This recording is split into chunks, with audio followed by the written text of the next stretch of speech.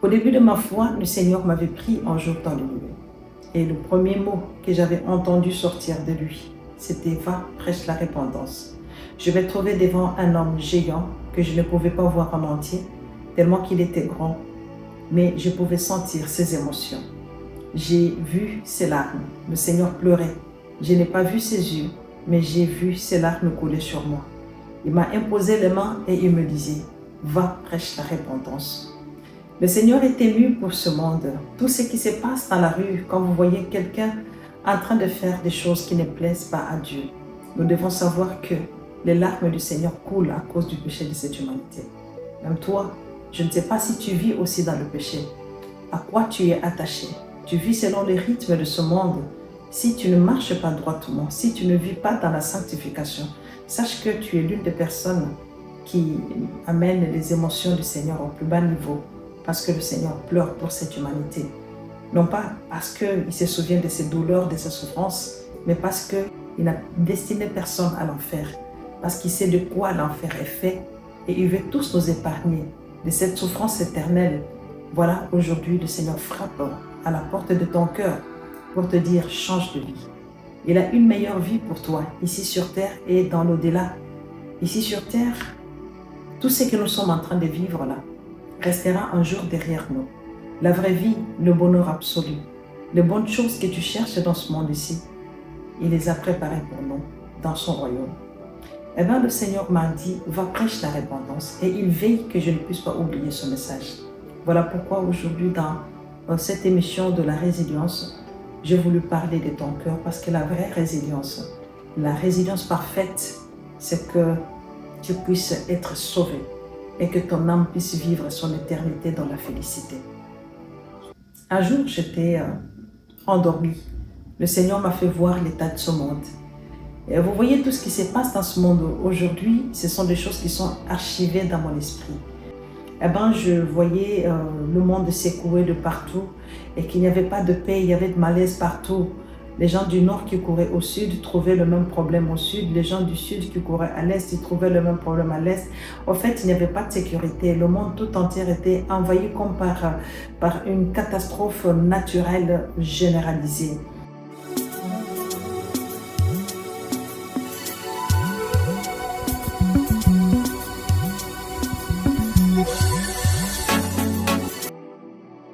Si nous voulons la paix, si nous voulons la tranquillité, la sérénité dans ce monde, nous devons encore recourir auprès de Dieu. Et ça, c'est le travail que l'Église de Dieu va faire parce qu'aujourd'hui, nous devons savoir que nous sommes l'Église. Nous ne devons pas être dans la cacophonie, dans le désordre, ensemble avec le monde.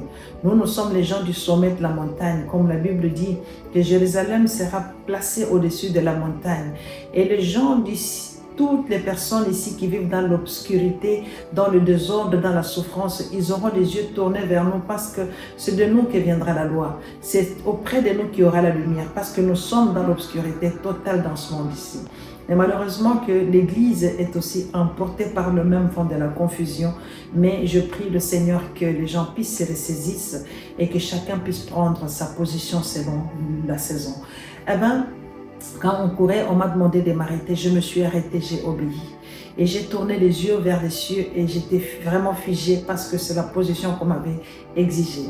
Parce qu'on m'avait dit, si tu cours, sache que ce que tu fuis à gauche, tu le trouveras à droite. Ce que tu vas fuir à droite, tu le trouveras devant, tu le trouveras derrière. Alors ça ne servait à rien. J'avais les yeux tournés vers le ciel. C'est la même chose aujourd'hui que le Seigneur te dit, de ne pas appeler conjuration ce que le monde appelle conjuration. De ne pas appeler crise ce que le monde appelle crise. De ne pas appeler épidémie, pandémie ce que le monde appelle épidémie, pandémie. Reste figé, ne cours pas comme tout le monde. Ne cherche pas refuge dans ce monde, dans les choses de ce monde, dans les gens de ce monde.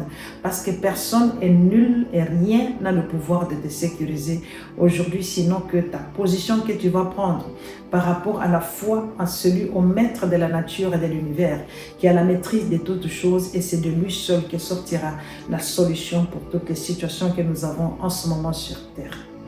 Eh bien, je suis restée là, j'étais figée, j'avais les yeux tournés vers le ciel et du coup, parce que j'avais les yeux tournés vers le ciel, parce que je regardais, alors j'ai vu. Qu'est-ce que j'avais vu? C'est une lueur qui avait apparu dans le ciel. Et dès que j'ai vu cette petite lueur-là, Et mon esprit en moi a dit qu'il y a quelque chose qui allait se passer dans le ciel. Et j'ai dit tout de suite à mes enfants qui étaient à côté de moi, je leur ai dit à chacun, que chacun de vous dise, Seigneur Jésus, pardonne-moi pour mes péchés. Et je le disais très vite, et ils devaient aussi le dire très vite. Ils l'ont dit. Et dès qu'ils ont fini de le dire, bien-aimés, aujourd'hui nous avons beaucoup de temps dans ce monde, nous avons beaucoup de temps pour faire le péché, pour prendre le bus, aller, s'asseoir, critiquer.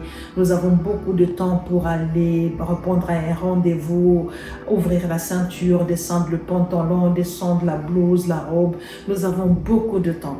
Mais sachez que pour le salut éternel, pour ce jour, le jour de l'avènement du Seigneur, il n'y aura plus de temps. Nous avons beaucoup de temps pour aller, pour nous agenouiller, pour demander pardon, nous repentir. Mais le dernier jour, le jour où le Seigneur ouvrira le ciel dans les nuées, il n'y aura plus de temps. Nous sommes partis de la terre au ciel. C'était du tic-tac. Donc la seconde ici devait être divisée par des milliards d'années.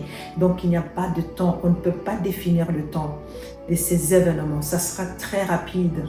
Aujourd'hui, le Seigneur te donne sa largesse, te donne beaucoup de temps aujourd'hui pour que tu puisses vraiment te préparer. Sinon, un jour viendra où il ne te donnera plus de temps. Voilà, nous nous sommes retrouvés dans les nuées parce que nous avons obéi, parce que nous n'avons pas couru comme tout le monde, parce que nous ne sommes pas rentrés dans la confusion de tout le monde, parce que les malaises du monde ne nous ont pas emportés et ne nous ont pas amenés à vivre comme eux. Eh bien, le Seigneur nous a pris dans les nuées. Quand nous sommes arrivés dans les nuées, le Seigneur était sorti au moment là où il y avait la petite lueur qui avait apparu. Le ciel s'était ouvert en fait. Et le Seigneur est sorti avec ses anges et du coup nous sommes montés. Et quand nous sommes retrouvés dans les nuées, il y avait des familles là. Nous allons nous reconnaître. J'ai reconnu, je regardais, je voyais mes enfants. Mais il y avait des familles là, on voyait le mari chercher son épouse et ses enfants, les enfants qui cherchaient les parents qui n'étaient pas là, les femmes qui cherchaient leur mari, leurs enfants qui n'étaient pas là. En fait, il y aura un temps où nous allons tous reconnaître que nous venons de quelque part. Nous avions des personnes que nous avons avec nous ou que nous avons laissées, qui sont restées eux-mêmes sur la terre. Mais comme le royaume des cieux, c'est le royaume de la paix, de la sérénité, de la félicité, Dieu ne permettra pas que nous puissions amener des émotions négatives dans le ciel. Il va nous aider à vivre autrement et à oublier certaines choses qui pouvaient nous placer dans la nuit. Eh bien, il nous a donné de nouveaux noms et nous sommes entrés dans la félicité. Voilà un peu comment les choses se dérouleront. Voilà le temps dans lequel nous sommes. Si tu choisis de vivre comme tout le monde aujourd'hui, sache que si tu n'as pas les yeux tournés vers le ciel, tu ne sauras pas à quel moment le Seigneur... De fait, le Seigneur ne dira à personne que voici je reviens. Mais est-il qu'il nous a donné des signes. Quand moi j'ai vu un signe, alors j'ai compris qu'il y a quelque chose qui allait se passer. Mais je ne savais pas c'était quoi qui allait se passer. Aujourd'hui, nous vivons dans un temps de signes. Le Seigneur a un langage de signes. Comme Christ lui-même a dit, au fait, il nous a donné des signes, mais il ne nous a pas donné le jour, l'heure et la seconde. De la même manière que nous avons vu des signes, nous voyons des signes. J'avais vu un signe, mais je ne savais pas ce qui allait se passer. Mais du moins, ce signe m'a poussé tout simplement par la grâce, la providence, l'amour de Dieu, que je puisse dire à mes enfants, répentez-vous. En fait, la chose qui va nous amener dans le ciel, ce que j'ai compris, c'est de la repentance. Donc, vous devez vous repentir. Vous devez quitter votre mauvaise façon de vivre. Vous devez changer votre vie. Vous repentir, vous convertir passivement et vivre activement comme chrétien. De telle manière que si un jour le Seigneur ouvrait les nuées, le Seigneur puisse te prendre aussi dans les nuées. Que tu ne puisses pas rester dans ce monde parce qu'après ces événements, ça sera la catastrophe ici sur terre. Voici le message de la résilience que je t'ai amené aujourd'hui. Vivre dans le péché, c'est vivre étant mort. Et nous, nous disons, vous devez renouer avec la vie. Renoue aujourd'hui avec la vraie vie. Cette vie que tu vois sur terre ici, nous allons la laisser derrière. Et cette vie et tout ce qu'elle nous offre, ça va rester derrière. Nous serons confrontés à une vie que nous aurons choisie. Aujourd'hui, tu choisis soit la vie en enfer, soit la vie dans la félicité. Le Seigneur t'appelle. Il veut que tu puisses sauver ton âme. Voilà le message de la résilience que je t'ai amené aujourd'hui. Que le Seigneur te bénisse.